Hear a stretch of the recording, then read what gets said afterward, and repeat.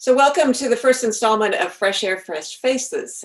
Joining a new pastorate in the midst of a pandemic is not an easy way to meet people. And so this was an idea that the pastoral transition team conceived of to do some very quick Zoom interviews so that you can get to know me a little bit better, and I can also get to know you a little bit better.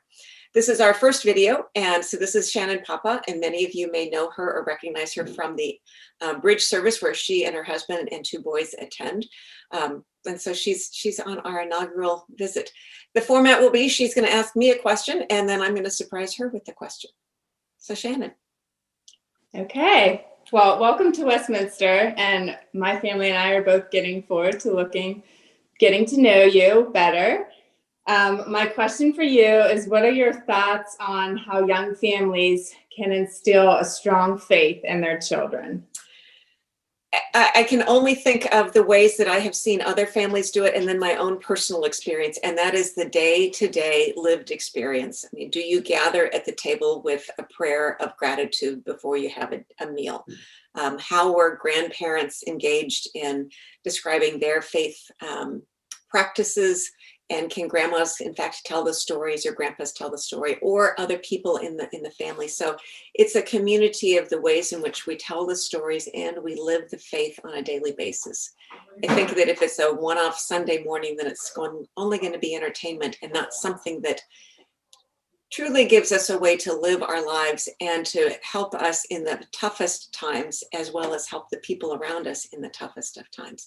It needs to be a daily habit of knowing how much God loves us, no matter what.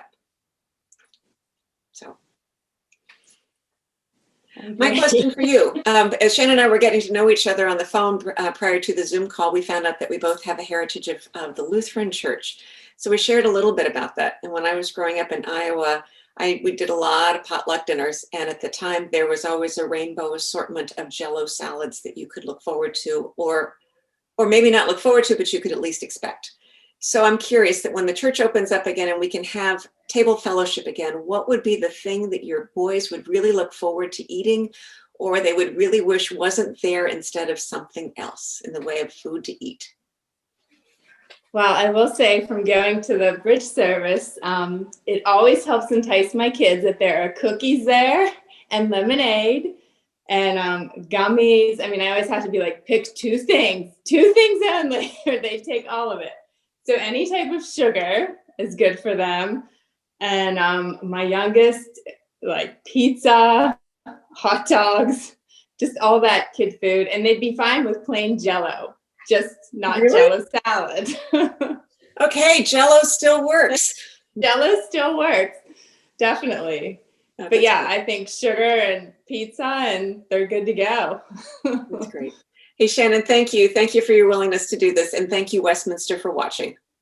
Sure, thank you.